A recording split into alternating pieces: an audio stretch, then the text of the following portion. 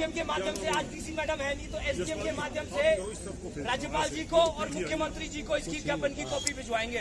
तो इसमें हमारा सबसे पहले जो सबसे बड़ा मुद्दा है, मेन विषय जो है वो है अखाड़ा बाजार के रामगली में जो अवैध मस्जिद बनी है उसको हमने तुड़वाना है।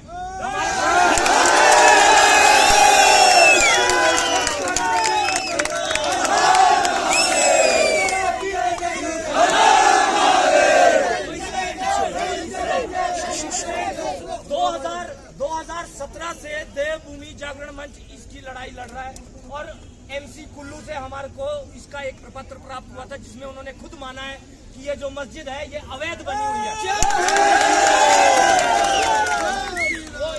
और ऐसा ये भी जानकारी मिली है कि ये जो जगह है ये खादी बोर्ड की जगह है, ये जगह भी इनके पास नहीं है, तो जगह भी खादी बोर्ड की और ऊपर से मैप भी नहीं पास किया और है भी अवैध बना हुआ सारा, ये जरूर तोड़ना पड़ेगा। अरे यशु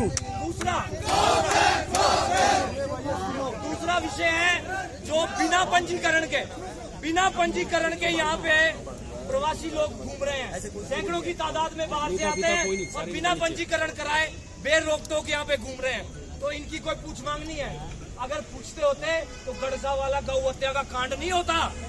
गड़सा में जो इन्होंने गौ मारी और उसके बाद भागने की तैयारी में थे ये लोग, वो तो वहाँ के स्थानीय गड़सा के लोगों ने उनको रोका, तब जाके ये रुके और इनके ऊपर पुलिस कार्रवाई हुई। मगर बड़े शर्म की बात है कि इसमें भी इनकी बेल दे दी गई और कुछ लोगों द्वारा इनके लिए एक ऐसा वातावरण बनाया जा रहा है कि हिंदू और ये लोग विदर्भी लोग भाई भाई, कोई भाई भाई नहीं, ये तो हम लोगों को काटने को लगे हैं। इनकी यही मंशा है कि जो हम करेंगे उससे उल्टा करना है। क्यों करना है उल्टा? सही सही चलो, शांति से चलो, कोई समस्या नहीं आएगी। भारत में जो जिस धर्म के लोग अपने देश में भी नहीं है ना, वो धर्म के लोग भारत में, पारसी लोग पूरी दुनिया में 2% है, फिर भी मगर भारत में है, भारत में रह रहे हैं, शांति से रह रहे हैं और बड़े बड़े बिजनेस संभाल रहे हैं। टाटा है, पूनावाला है, जो कोविड के इंजेक्शन बनाए, आराम से काम कर रहे हैं और शांति से रह भी पा रहे हैं क्योंकि वो हमारे को नहीं छेड़ रहे, हमारी संस्कृति के साथ खिलवाड़ नहीं करे। हमारी संस्कृति के साथ या हमारी कल्चरल वैल्यूज के साथ जो खिलवाड़ करेगा उसको हम छोड़ेंगे नहीं, यहाँ पे टिकने नहीं देंगे। शांति से चलो, फिर ठीक है। तीसरा इसमें हमारा जो बिंदु है, जो किराए पे लोग रह रहे हैं, एमसी ने ऑथराइज किया होता है कि किराए पे 2 लोग 3 लोग रहेंगे एक कमरे में, एक फैमिली रहेगी 2 रूम सेट में 4-5 लोग। ये लोग सिंगल रूम में 5-5 से 10-10 लोग रह रहे हैं, तो किराए इन्होंने ज्यादा तो देने हैं और हमारे लोग उतने से किराए के चक्कर में इनकी बातों में आ जाते हैं और थोड़े से पैसे के चक्कर में इनको सब कुछ अपना जमीन दे रहे हैं। और ये आपको एक और बात बताऊं, मैं मनाली में कई कुछ ऐसे दुकानों का पता लगा कि 36 लाख रुपए किराया देते हैं ये। तो आप क्या सोच रहे हैं, आपकी दुकानें को किराया दे रहे हैं, ये सोच के बैठे हैं कि ये वक्फ के तहत बाद में हमारी ही हो जाएंगी, ये तो हम मूल दे रहे हैं, किराया थोड़ी है ये। 98 लाख रुपए किराया, तो देखो भाई साहब बता रहे 98 लाख भी किराया। हाँ, तो ये सोच के बैठे कि ये दुकानें हमारी हैं, ये वापिस नहीं होगी, कोई वापिस नहीं होगी ये दुकानें, इनका ये मेन मंशा है, निकालना मुश्किल हो जाएगा। तो इस चीज के प्रति हमारे को जागरूक रहना पड़ेगा। और खाने पीने का जो सामान है, यहाँ पे आजकल बड़े सिद्धू मोमो वाले घूम रहे हैं, खाने पीने का सामान बेच रहे हैं। तो अभी हमने देखा, अभी ज्यादा से ज्यादा पता लग रहा है कि खाने पीने के सामान में ये लोग थूक या और भी कुछ दूषित पदार्थ लगा के खिलाते हैं। थूक तो इनके धर्म में ही है, पता करके खाओ कि कहाँ खा रहे हो। और सरकार से ये भी मांग रहेगी कि जो जिसकी भी दुकान है वो अपना प्रोपराइटर का वो लगाए, वहाँ पे नाम लिखे ताकि सारी चीजें साफ हो। जिसने जहाँ खाना वो अपने हिसाब से खाए, हम क्यों झूठा खाएं? देवी देवताओं का प्रदेश है हमारा भारत जो है देश, देवी देवताओं ऋषि मुनियों का देश है। तो यहाँ पे सूच झूठ का तो हम बहुत ध्यान रखते हैं, तो इस चीज का ध्यान आप लोग भी रखें। कई बार मंदिर के बाहर बैठ के वीडियो जाती है कि फूल की माला है, उसके ऊपर कुरला करके दे रहे हैं, तो उल्टा आप लोगों को पाप लगेगा अगर वैसी माला आप चढ़ाएंगे देवताओं के ऊपर।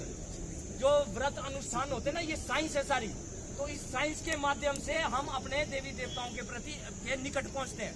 जो हम टेक्निकल चीजें करते हैं, कोई आहुति दी, किसी मंत्र के साथ दी, भक्ति एक अलग चीज है, मगर ये टेक्निकल चीजें, इन चीजों से करके हम भक्ति भाव ना भी हो ना तो देवताओं को आह्वान कर सकते हैं।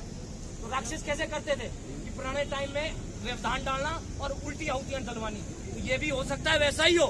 तो इस चीज के प्रति आप जागरूक रहे, किससे सामान खरीदना और कैसा सामान, शुद्ध सामान अपने देवी देवताओं को चढ़ाना, इस चीज का ध्यान रखेंगे आप बिल्कुल। यहाँ से जाने के बाद हम हर चीज के प्रति जागरूक रहें। और अंतिम विषय जो है, जो बिना बिल के गांव-गांव जाके यहाँ पे फेरियां लग रही हैं, हमारे दुकानदार हैं यहाँ पे भाई लोग, उनके पास भी लोग काम कर रहे हैं।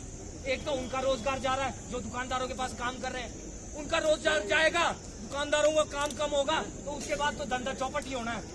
तो नुकसान किसको हो रहा है? टैक्स पे कर रहे हैं, जीएसटी पे कर रहे हैं, दुकानदार सारे सब कुछ रूल मान रहे हैं, असूल मान रहे हैं, चेकिंग सब हो रही है, तो मगर फायदा फिर भी इन लोगों को ही हो रहा है। गांव-गांव जाके माल दे रहे, कोई जीएसटी नहीं भरना, कोई टैक्स नहीं भरना और किसी की कोई रोक टोक नहीं। प्राइवेट गाड़ियों में सामान जाते हैं, जेके नंबर की गाड़ियां घूमती हैं और होता है। तो प्राइवेट गाड़ियों में सामान बेचने का क्या मतलब है? हमारे जो स्थानीय दुकानदार हैं, स्थायी लोग हैं, उनकी गाड़ियों को तो 2 मिनट में पकड़ के अंदर कर दिया जाता है। किसी आप प्राइवेट गाड़ी में सामान बेच रहे हैं, इनकी गाड़ियों का ध्यान कौन रखेगा? हमारी किसी के साथ कोई लड़ाई नहीं है, विनम्र निवेदन है प्रशासन से कि इन चीजों को बंद करवाया जाए। अगर ये बंद नहीं हुआ तो 15 दिन के बाद हम इतनी बड़ी संख्या में आएंगे ना, तो प्रशासन के होश उड़ जाएंगे। ये तो अभी आधे दिन की पॉलिसी है।